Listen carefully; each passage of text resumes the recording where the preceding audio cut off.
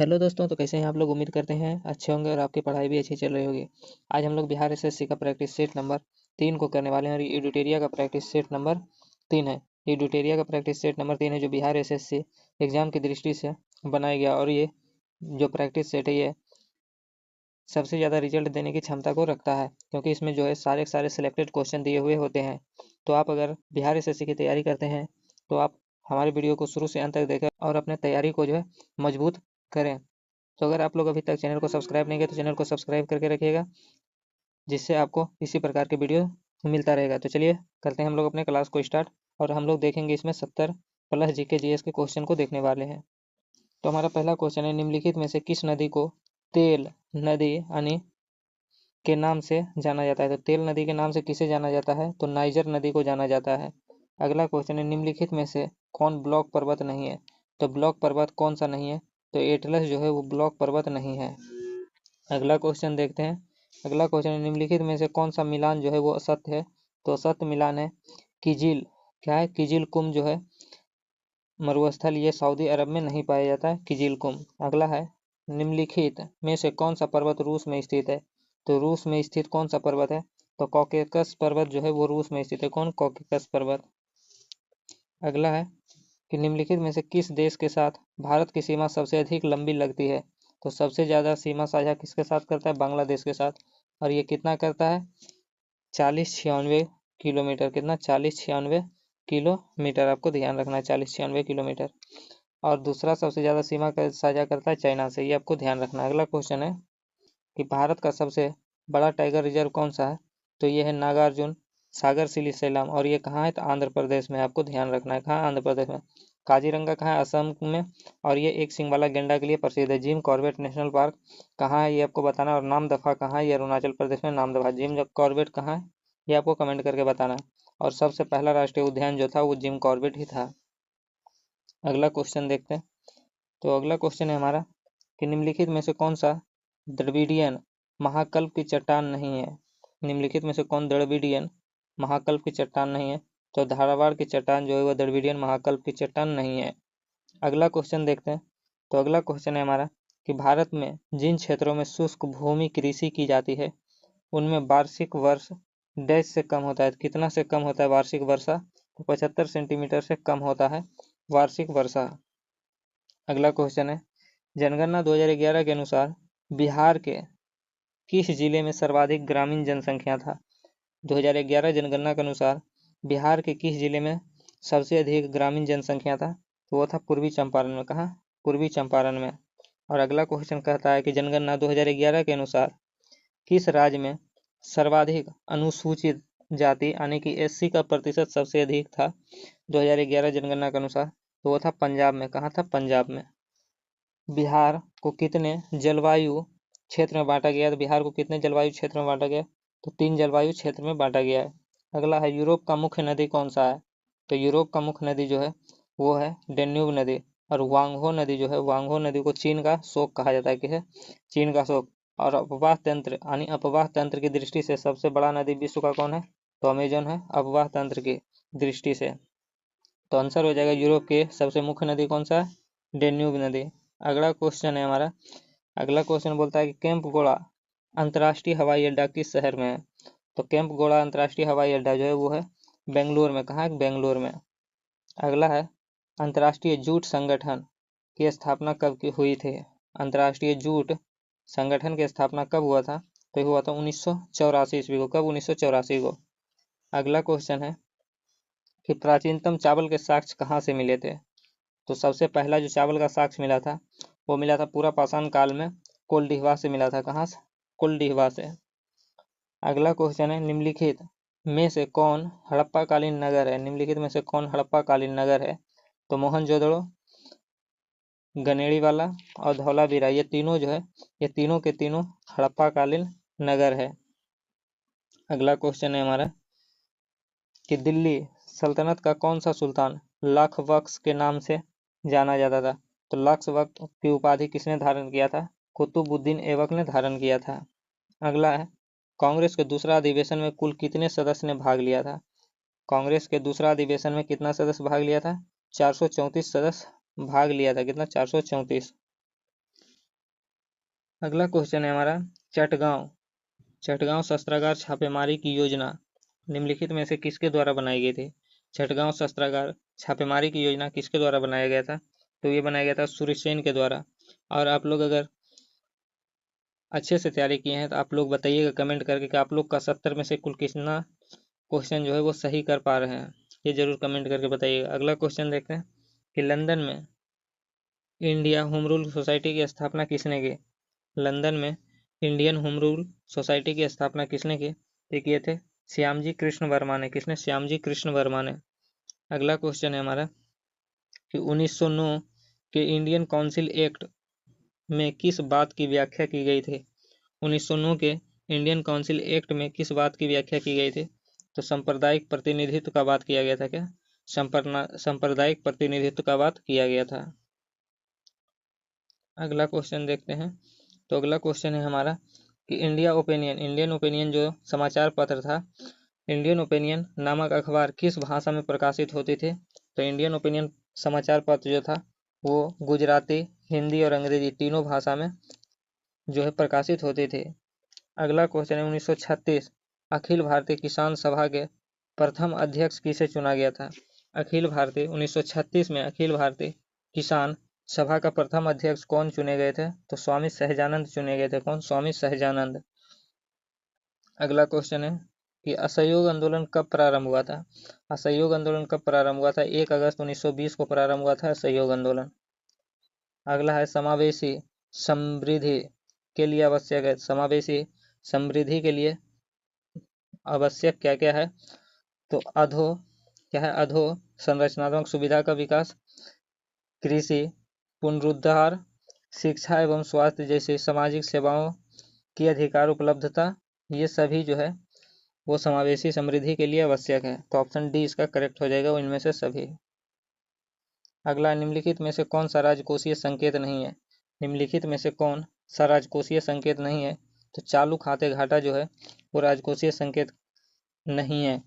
अगला क्वेश्चन है भारत में गरीबी रेखा का मापन किस आधार पर किया जाता है। भारत में गरीबी रेखा का मापन जो है किस आधार पर किया जाता है, तो घरेलू उपभोक्ता के आधार पर किया जाता है। ऑप्शन डी इसका करेक्ट आंसर हो जाएगा। अगला क्वेश्चन है हमारा कि निम्नलिखित में से किस अनुच्छेद के अंतर्गत वित्त आयोग का गठन का प्रावधान किया गया है। किस अनुच्छेद के अंतर्गत वित्त आयोग का गठन का प्रावधान किया गया है, तो आर्टिकल जो है अनुच्छेद 280 के अंतर्गत किया गया है। अगला क्वेश्चन देखते हैं। अगला है एक तत्व में इलेक्ट्रॉनों और न्यूट्रॉनों की संख्या 18 और 20 है, तो इस तत्व में द्रव्यमान कितना होगा। तो इलेक्ट्रॉन और न्यूट्रॉन कितना है, 18 और 20, और जब द्रव्यमान पूछे तो दोनों को ऐड कर देना है। तो ऐड करने के बाद कितना आ जाएगा, 18 20 जोड़ेंगे तो 38 आ जाएगा। तो 38 हमारा करेक्ट आंसर हो जाएगा। अगला क्वेश्चन देखते हैं। अगला, भारतीय रिजर्व बैंक आरबीआई के संबंध में निम्नलिखित में से कौन सा कथन सत्य है। तो ये केंद्र सरकार की बैंकर है, ये भी सही है। यह मौद्रिक नीति बनाता है और लागू करता है, तो ये भी सही है। केंद्र सरकार की ओर से ऋण जारी करता है, उनका प्रबंधन करता है, ये भी सही है। तो उपयुक्त सभी कथन जो है वो सही है आरबीआई के संदर्भ में। अगला क्वेश्चन है हमारा कि समुद्र में डूबी हुई वस्तु की स्थिति का पता लगाने के लिए किस यंत्र का प्रयोग किया जाता है। तो समुद्र में डूबी हुई वस्तु का पता लगाने के लिए सोनार का प्रयोग करते हैं। किसका, सोनार का। समुद्र की गहराई को किस में मापते हैं, फाइडोमीटर में मापते हैं, और पायरोमीटर से हम लोग मापते हैं उच्च ताप को। किसको, उच्च ताप को। अगला है निम्नलिखित में से कौन सुमेलित नहीं है। तो कौन सुमेलित नहीं है, संतरा में कौन सा अम्ल पाया जाता है, तो फॉर्मिक अम्ल नहीं, सिट्रिक अम्ल पाया जाता है, यही गलत है, ये सुमेलित नहीं है। अगला क्वेश्चन देखते हैं। तो अगला क्वेश्चन है हमारा मृग मरीचिका बनने का कारण है। मृग मरीचिका का कारण है पूर्ण आंतरिक परावर्तन के कारण मृग मरीचिका बनता है। किसके कारण, पूर्ण आंतरिक परावर्तन के कारण। ऑप्शन डी इसका करेक्ट आंसर हो जाएगा। अगला है निम्नलिखित में से कौन सा घटना प्रकाश संश्लेषण में नहीं होता है। तो कौन सा घटना है जो प्रकाश संश्लेषण में नहीं होता है, तो कार्बन का कार्बन डाइऑक्साइड में ऑक्सीजन, ये घटना प्रकाश संश्लेषण में नहीं होता है। अगला है हमारा कि पॉलीकॉट किसका मिश्रण है। पॉलीकॉट किसका मिश्रण है, तो पॉलिस्टर और कपास का मिश्रण है पॉलीकॉट। ऑप्शन ए इसका करेक्ट आंसर हो जाएगा, कपास और पॉलिस्टर का मिश्रण पॉलीकॉट कहलाता है। अगला है निम्नलिखित ईंधनों में से सर्वाधिक ऊष्मीय मान किसका है। ईंधनों में जो दिया हुआ है उसमें सबसे अधिक ऊष्मीय मान किसका है, तो सबसे अधिक ऊष्मीय मान एलपीजी का है। एलपीजी का पूरा नाम क्या होता है, लिक्विफाइड पेट्रोलियम गैस होता है। अगला क्वेश्चन देखते हैं। अगला क्वेश्चन है परमाणु के नाभिक का अवयव है, तो परमाणु के नाभिक में क्या पाया जाता है, तो परमाणु के नाभिक में प्रोटॉन और न्यूट्रॉन पाया जाता है। क्या प्रोटॉन और न्यूट्रॉन पाया जाता है। ब्रह्मांड में सबसे अधिक यानी सर्वाधिक पाए जाने वाला तत्व कौन सा है, तो ब्रह्मांड में पूछ रहा है तो हाइड्रोजन हो जाएगा। क्या ब्रह्मांड में पूछेगा तो हाइड्रोजन हो जाएगा सबसे अधिक पाए जाने वाला तत्व। अगर वायुमंडल में पूछे तो वायुमंडल में क्या हो जाएगा, नाइट्रोजन। कितना पाया जाता है, 78%। ये आपको ध्यान रखना है, अगर वायुमंडल में पूछे तो नाइट्रोजन और ब्रह्मांड में पूछे तो हाइड्रोजन। अगला क्वेश्चन है कि गोताखोर द्वारा गहरे समुद्र में सांस लेने के लिए ऑक्सीजन के साथ कौन सा गैस मिश्रण किया जाता है। गोताखोरों द्वारा गहरे समुद्र में सांस लेने के लिए ऑक्सीजन के साथ कौन सा गैस मिलाया जाता है, तो ऑक्सीजन के साथ हीलियम को मिलाया जाता है। किसको, हीलियम को। अगला क्वेश्चन है कि बुलेट प्रूफ पदार्थ बनाने के लिए निम्नलिखित में से कौन सा बहुलक प्रयुक्त होता है, तो बुलेट प्रूफ पदार्थ बनाने के लिए पॉलीएमाइड का प्रयोग करते हैं। किसका, पॉलीएमाइड का। अगला है मानव शरीर में सबसे बड़ी ग्रंथि कौन सी है, तो सबसे बड़ी ग्रंथि अगर पूछे तो यकृत हो जाएगा सबसे बड़ी ग्रंथि। और अगर सबसे बड़ी अंतःस्रावी ग्रंथि पूछे अंतःस्रावी तो थायराइड हो जाएगा अंतःस्रावी। यहाँ सिर्फ बड़ी ग्रंथि का चर्चा किया तो यकृत हो जाएगा इसका करेक्ट आंसर। अगला है कि अमीनो अम्ल बहुलक होता है, तो अमीनो अम्ल किसका बहुलक है, तो ये प्रोटीन का बहुलक होता है। अमीनो अम्ल किसका, प्रोटीन का बहुलक होता है अमीनो अम्ल। अगला क्वेश्चन है भोजन का सर्वाधिक अवशोषण कहाँ होता है, भोजन का सबसे अधिक अवशोषण कहाँ होता है, तो हम सभी जानते हैं कि छोटी आंत में सबसे अधिक अवशोषण होता है, तो इसका आंसर हो जाएगा इलियम। इलियम छोटी आंत का ही भाग है जिसे क्षुद्रांत कहते हैं, तो इलियम इसका करेक्ट आंसर हो जाएगा। अगला क्वेश्चन है प्रासरभ ध्वनि का उपयोग किसमें किया जाता है, प्रासरभ ध्वनि का उपयोग किसमें किया जाता है, तो समुद्र की गहराई का पता लगाने में भी किया जाता है, घड़ी के पुर्जों को साफ करने में भी किया जाता है और संकेत भेजने में भी किया जाता है। इसका आंसर हो जाएगा उपयुक्त में से सभी। प्रासरभ ध्वनि का उपयोग सभी का पता लगाने में करते हैं। अगला क्वेश्चन है मस्तिष्क का कौन सा भाग सोचने का कार्य करती है, तो सोचने का कार्य कौन सा भाग करती है, तो अग्र मस्तिष्क करता है। किसको, कौन, अग्र मस्तिष्क। लार किसको पचाने में मदद करता है, तो लार जो स्टार्च को पचाने में मदद करता है। किसको, स्टार्च को। अगला है कि इंसुलिन निम्नलिखित में से कौन सी धातु मौजूद होती है, तो इंसुलिन में कौन सा धातु पाया जाता है, तो जस्ता पाया जाता है। इंसुलिन में क्या पाया जाता है, जस्ता। अगला है प्रखनली शिशु के मामले में कौन कथन सही है, तो प्रखनली शिशु के मामले में कौन सा कथन जो है वो सही है, तो निषेचन जो होता है वो माता के शरीर से बाहर होता है। अगला क्वेश्चन देखते हैं। अगला है थैलीसीमिया। थैलीसीमिया एक अनुवांशिक रोग है। अनुवांशिक रोग किसे कहते हैं, जो कि एक जनरेशन से दूसरे जनरेशन में चला जाता है, एक शरीर से दूसरे शरीर में चला जाता है, उसे अनुवांशिक रोग कहते हैं। तो अनुवांशिक रोग थैलीसीमिया एक अनुवांशिक रोग है जिससे प्रभावित होता है, तो क्या प्रभावित होता है, तो रक्त जो है वो प्रभावित होता है। अगला है वन्यजीव संरक्षण अधिनियम कब लागू किया गया था, वन्यजीव संरक्षण अधिनियम कब लागू किया गया था, तो ये लागू किया गया था 9 सितंबर 1972 में। कब, 9 सितंबर 1972 में। अगला है निम्नलिखित में से कौन नवीकरणीय ऊर्जा संसाधन नहीं है, निम्नलिखित में से कौन नवीकरणीय ऊर्जा संसाधन नहीं है, तो तापीय ऊर्जा जो है वो नवीकरणीय ऊर्जा संसाधन नहीं है। अगला क्वेश्चन है कि निम्नलिखित में से कौन सा कथन जो है वो असत्य है, कौन सा कथन असत्य है, तो महाधिवक्ता का पद जो है राज्यपाल के प्रसाद पर्यंत होता है, तो ये सही है, बिल्कुल सही है। अगला है कि राज्यपाल निर्वाचन आयुक्त की नियुक्ति करता है, तो ये भी सही है, राज्यपाल जो होता है वो राज्य के निर्वाचन आयुक्त की नियुक्ति करता है। और केंद्र के निर्वाचन आयुक्त की नियुक्ति कौन करता है, तो राष्ट्रपति जी करते हैं। अगला है कि राज्य विधि के तहत प्राप्त मृत्युदंड की सजा को राज्यपाल माफ कर सकता है, तो मृत्युदंड की सजा को राज्यपाल माफ नहीं करता, ये कौन करते हैं, राष्ट्रपति करते हैं।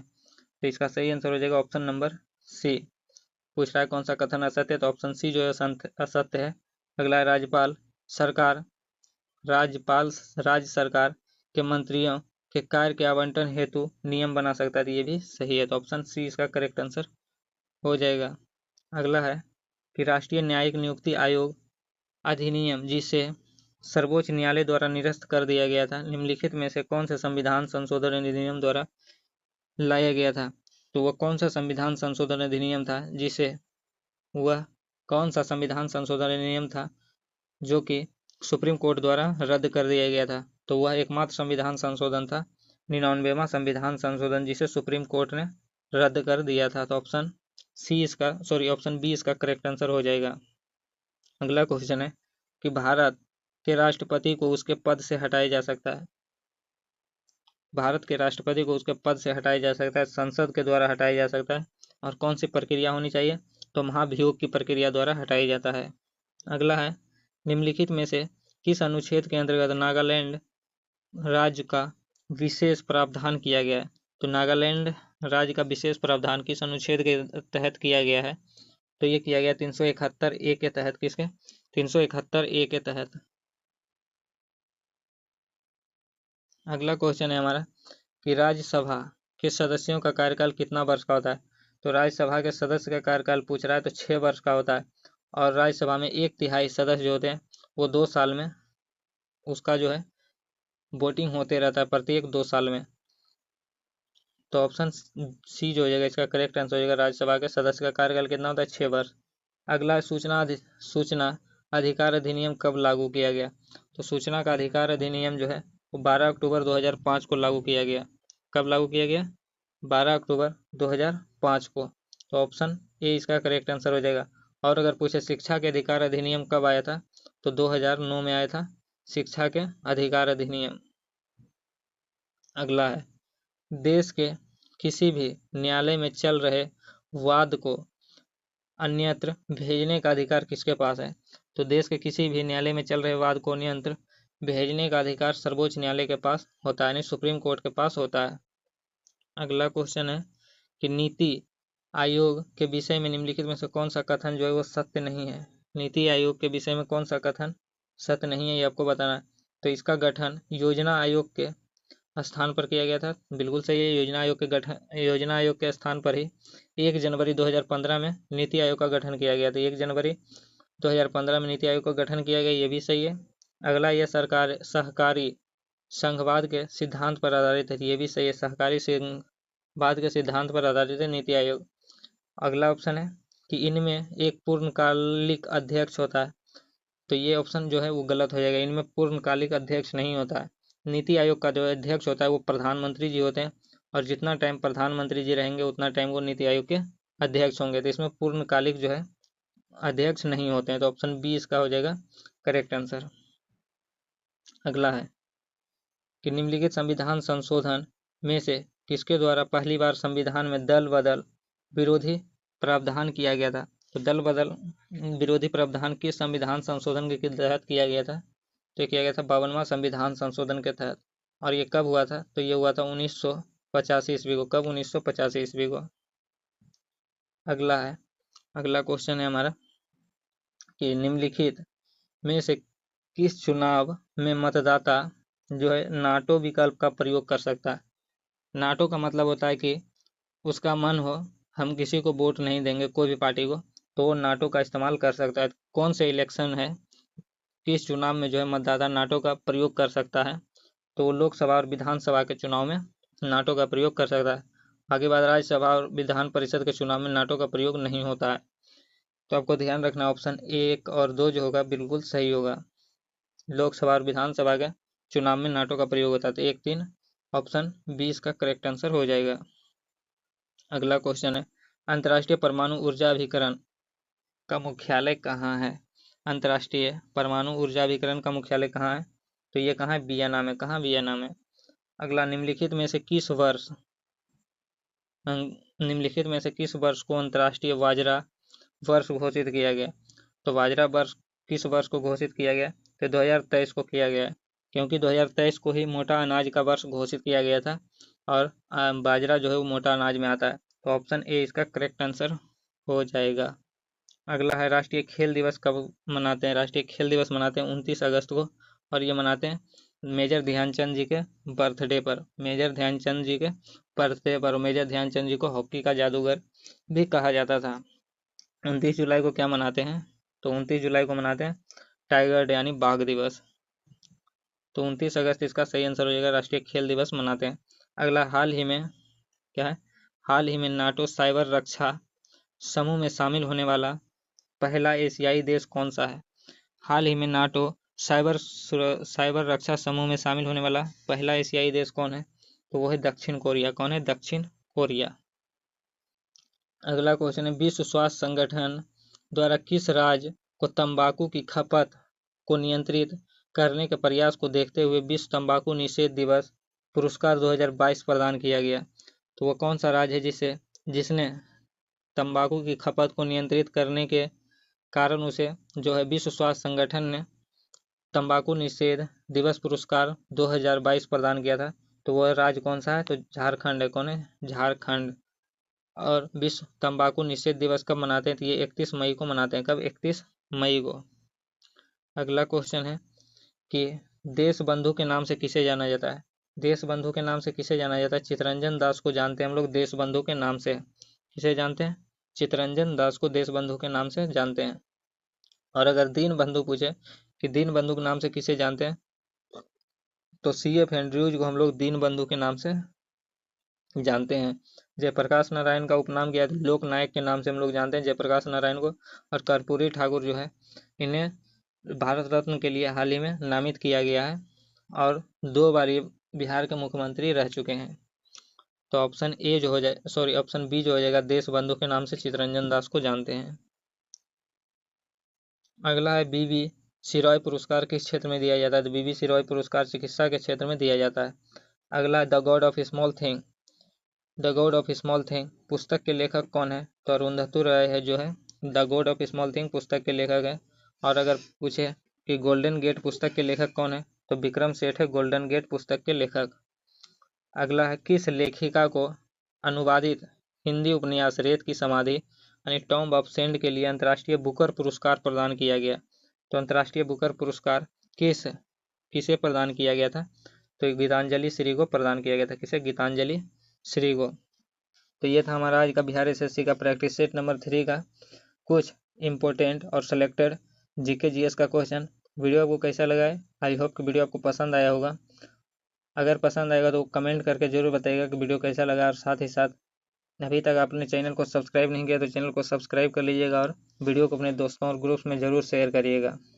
तो चलिए फिर से मिलते हैं नेक्स्ट प्रैक्टिस सेट के साथ। तब तक के लिए जय हिंद, वंदे मातरम।